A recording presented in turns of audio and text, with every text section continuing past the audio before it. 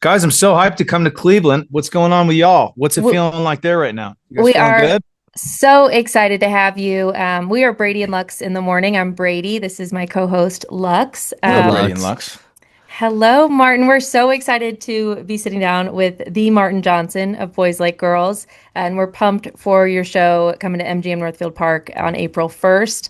And I know that you're playing your original or your debut album and Love Drunk in its entirety, Yes, ma'am. which so nostalgic, so fun. What can fans expect for this show, or what are you excited about for this tour? Man, I think we took so much time off as a band. We kind of disappeared into the ether for 12 years, just in the dark. I think it felt, we made a new record and we're really proud of that record. And I think it bridged the gap for sure with the years that we were gone. But it felt important to honor these records before moving on to new music. We have a bunch of new music in the can, and we knew it was our 12-year, 20-year of that first self-titled record coming, and we decided we really wanted to make it special.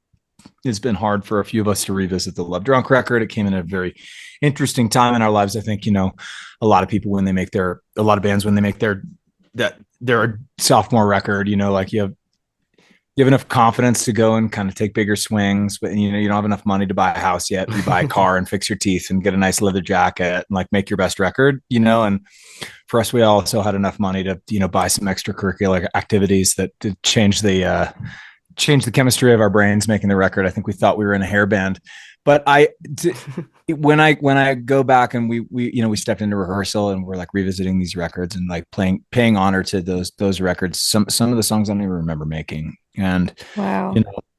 paying honor to that kid, like his intuition and his musicality, like whoever I was at that age, 21, changed my life forever. And I think it's important for me as an adult to honor those albums and the people who they meant something to. I also think that time culturally was the last time that music indicated culture instead of the other way around, where culture started indicating music.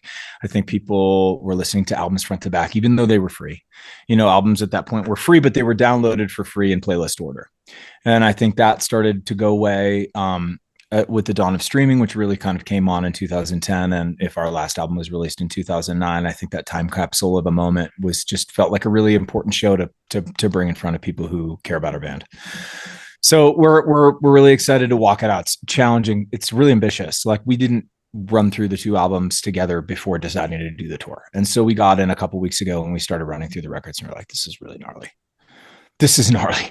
I was like, it was really important to me back then to sing as high as I possibly could. Like, I wanted you to think that I was like the pop punk Whitney Houston. And like, now I'm kind of like, my voice has shifted down a couple registers, and there are things that are more important to me in my life than what you think about how I can sing. And so it's like, I'm just trying to keep up with my 20-year-old self, and it's a task. But we're having fun.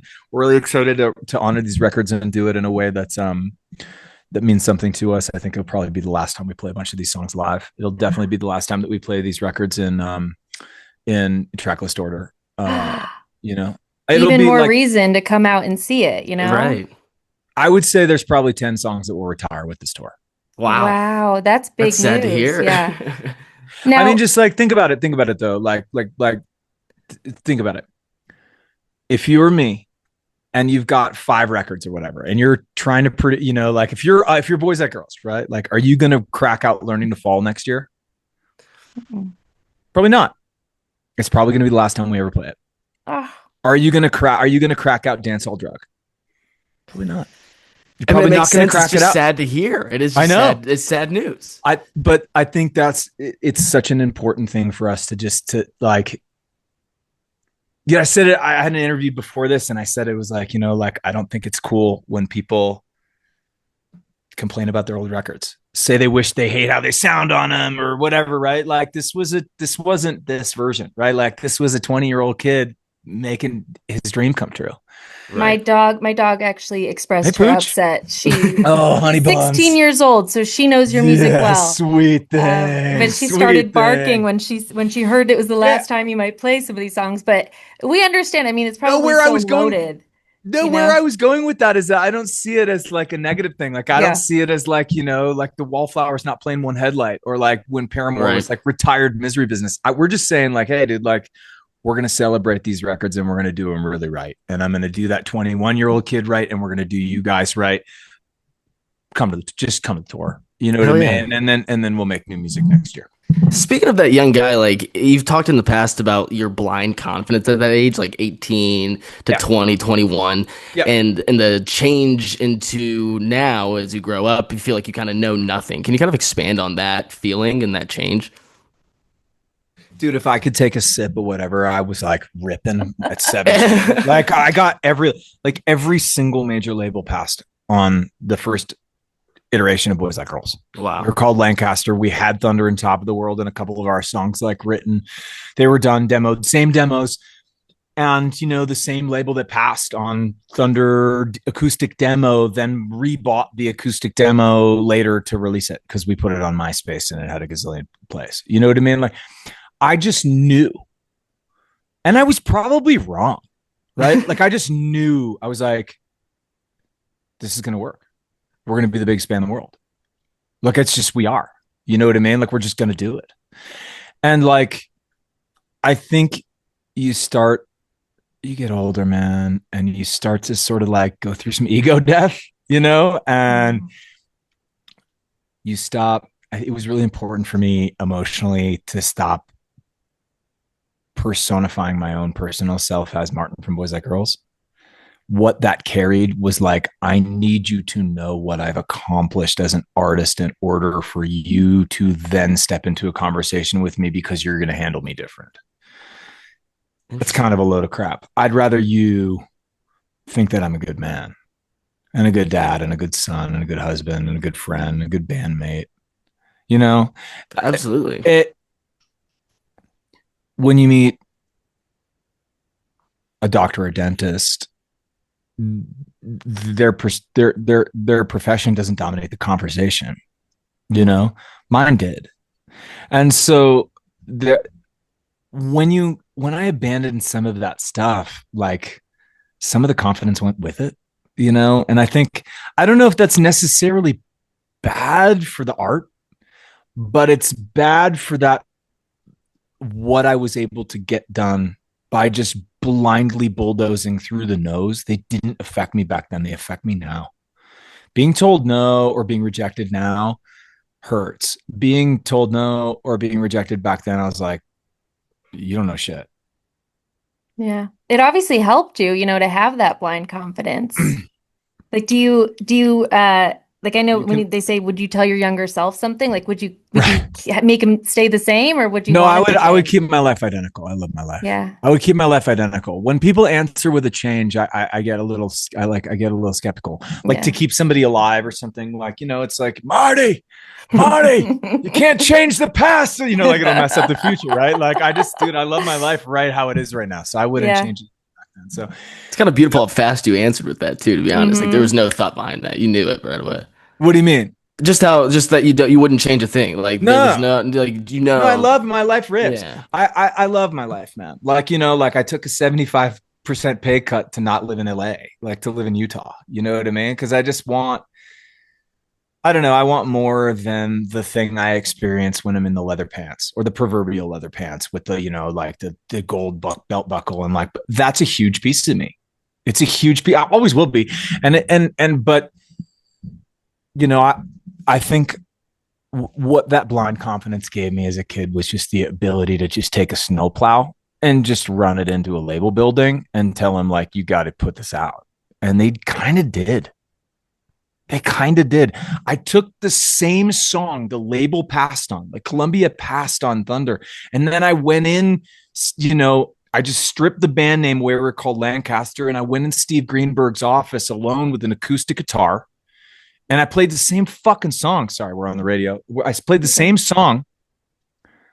And they're like, should we do this on Aware or is this Columbia proper? On the spot. And it was the same song they had already passed on.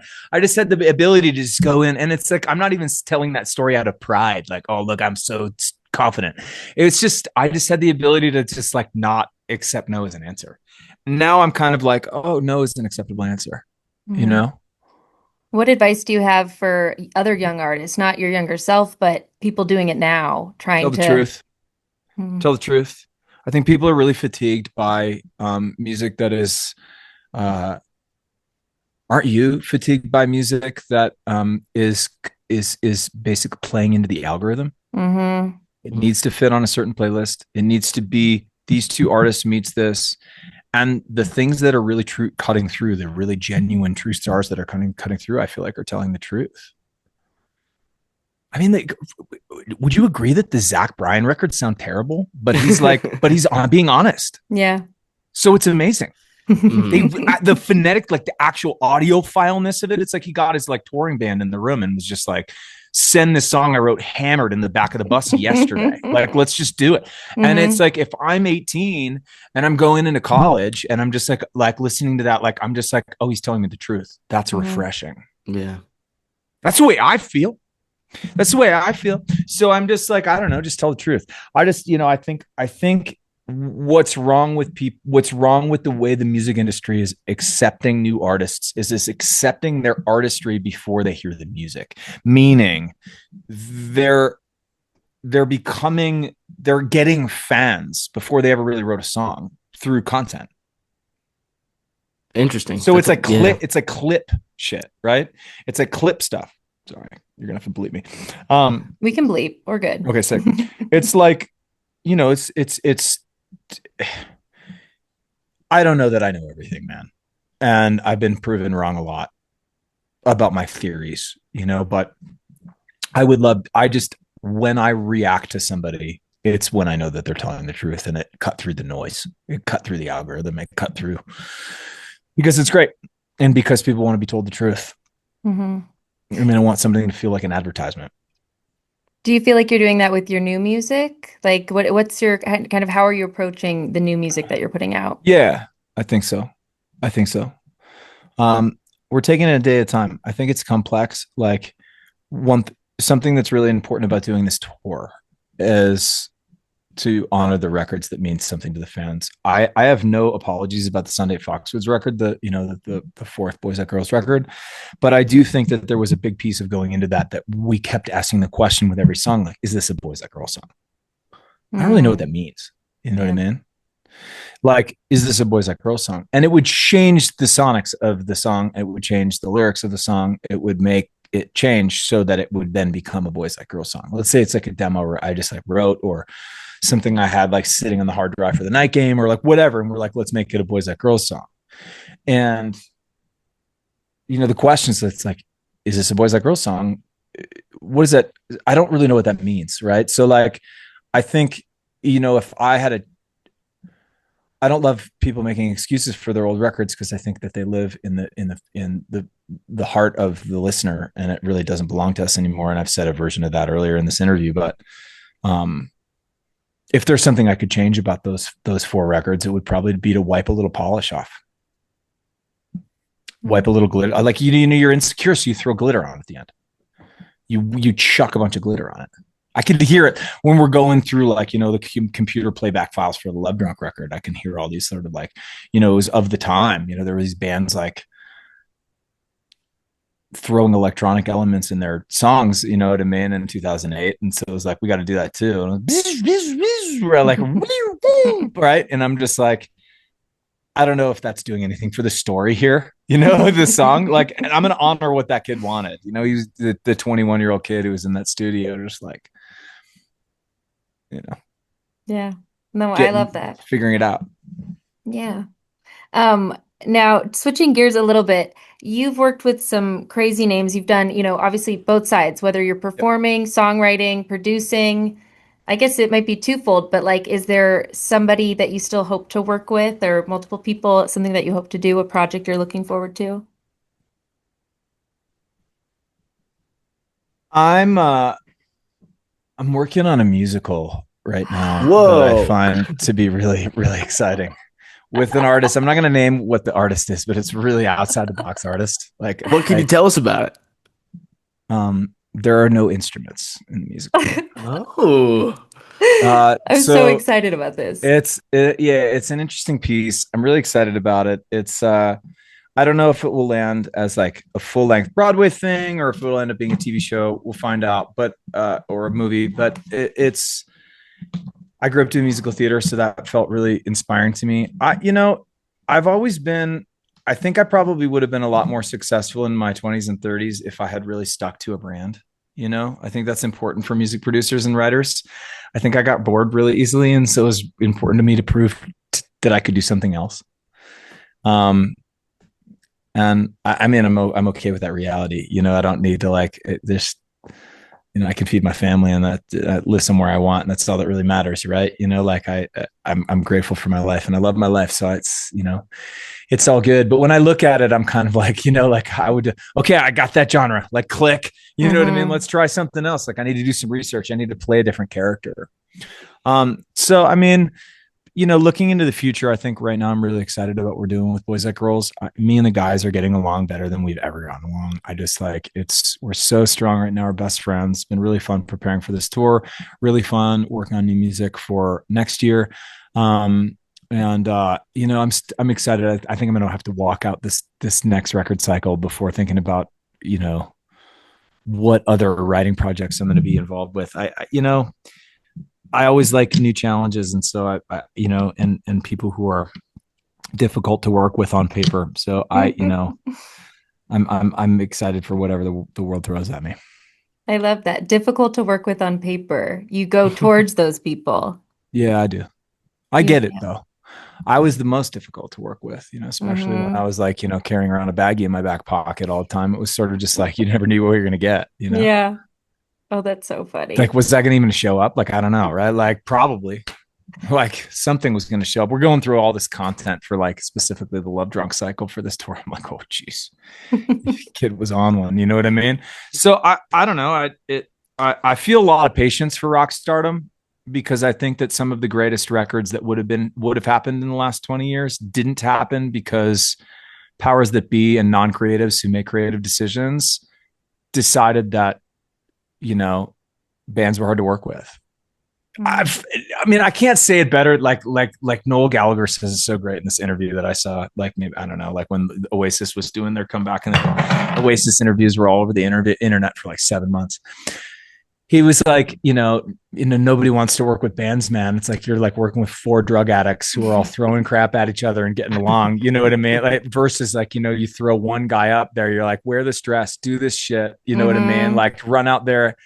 I think he was talking about Harry Styles, and it was just like that interview. I was just like, oh my gosh, dude! Like, no, dude, he just doesn't care in interviews too. So it's like I'm a little envious of that. Yeah. Uh, but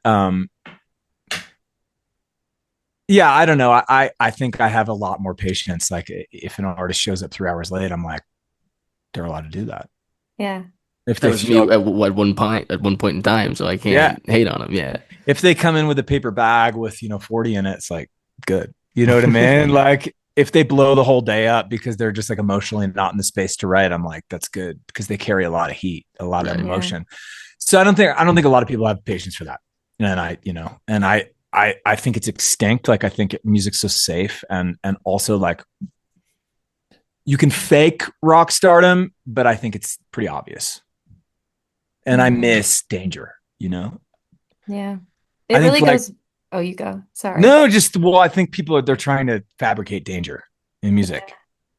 It really goes to what you were saying about like when a non-creative is like telling a creative what to do. Like I think in our field, we're used to working with lots of creative people and we like to think we're creative. And I Sure. think, that allows you to give some more leniency to people because like, okay, that's part of their creativity. Yeah. Yeah. Yeah. Yeah. I mean, 150%. Yeah. When I've quit music in my mind 150 times when a non-creative calls me on the phone and tries to make a creative decision about how to Can't have better that. how to better monetize something I created. Mm, we Yeah. can't have And I'm that. like, but I'm not going to quit at somebody, Yeah. right? Like I'm going Yeah. to quit at them and then therefore punish myself. They're not going to care. They have Yeah. another shampoo bottle waiting like on the shelf, like It's like if I'm just a shampoo bottle, then it's just like at least I can be that. Just a shampoo bottle. Now, I know we Think about have, it though. Like if you're at the store and you're picking a shampoo bottle, how's that different yeah, from art? yeah. It's the same thing. Ooh, How's it different from art? That's what I'm saying. I feel like the brain exploding meme, or just like, Yeah. Well, you know, like when you're shopping for a toothpaste, like I'm just like, am I a clinically white guy? Like, what does clinically I mean? have, You yeah, know, I have no idea why I'm am I a picking this. clinical? It's Says clinical on it, therefore it's big time, right? Now I'm like, just yeah. like, I'm just like a read the ingredients guy, I guess, at this point, which is like Mm-hmm. my version of wanting the truth. Circling back to that, like, what do you want out of a modern artist? So I mean, I don't Yeah. Wow, I love that metaphor. Now, we only have a little bit more time left, and know. Cool, man. I do want to talk about the tour that you haven't kicked off yet. It's March 20th. You guys Yes, start ma'am. off in Yeah. Utah, right? Start in Utah. Yeah, Nice. we're stepping into rehearsals next week. Um, Mm, see if I can remember all these lyrics. I do have to say you wore the perfect hat for our interview because Goodyear is actually a local Sick. company. It's Let's go. down in Akron, which is one of our like a city right next to Yeah. Cleveland, but I know Akron well. yeah, you gotta ride the blimp one day. We'll try to see if we can hook you up Okay. to ride the Goodyear blimp because that's Okay, I'd love to. a We'll ride the Northeast blimp. Ohio staple. Okay, That's big. I'll see what we can do before your show come April 1st. But No, yeah. I actually love Cleveland. Like I love the area. I rode my bicycle across the United States in 2022 without a support vehicle. Like, so we had all the like camping Wow. stuff. And you only go through two major cities. No, three. You go through Buffalo, you go through Cleveland on the northern tier route. You go Buffalo, Cleveland, and Bismarck. Wow. You can skip Fargo, and we skipped Fargo. So we started at Astoria, Oregon, and went to Freeport, Maine. And so like, it was culture shock by the time we got to Cleveland to go through a major city, like go over the bridge and whatever. It felt Hmm. very, very strange. And we're like standing outside of the Rock Hall, like trying to get some food out of a food truck because it was like on the route, like up into um and yeah, it was a confusing moment. But I remember feeling very victorious, like us stepping into that like that park with the really corny sign everybody takes the picture Oh yeah, the looking out at the Cleveland water. sign. Yeah, yeah, Yeah. you know what I'm talking about? Yeah. I We have believe many I've of the got pictures by that sign. yeah, yeah. I've got me in like my bike with like wearing all fluorescent gear in front of it. It's really good. Have It's to. really good. That's a staple of coming to Cleveland is the That's sign. the sign. Yeah, okay. Yeah. So you got to be We'll go this victorious when you came in on your bike, and now you get to be victorious again when you're coming in again. for this show. It's meant to Again. be. Saddled up with two records. Yeah. I'm excited. 100%. Well, Martin, we are so excited for your show. Again, April 1st, MGM Northfield Park, Boys Like Girls. We are so pumped for it. And yeah, we can't wait to see you when you come to Cleveland. Great. Thank you guys so much. Appreciate you having me on the show. Thanks for sitting Yeah. down with us, Martin. Yo, thank you guys.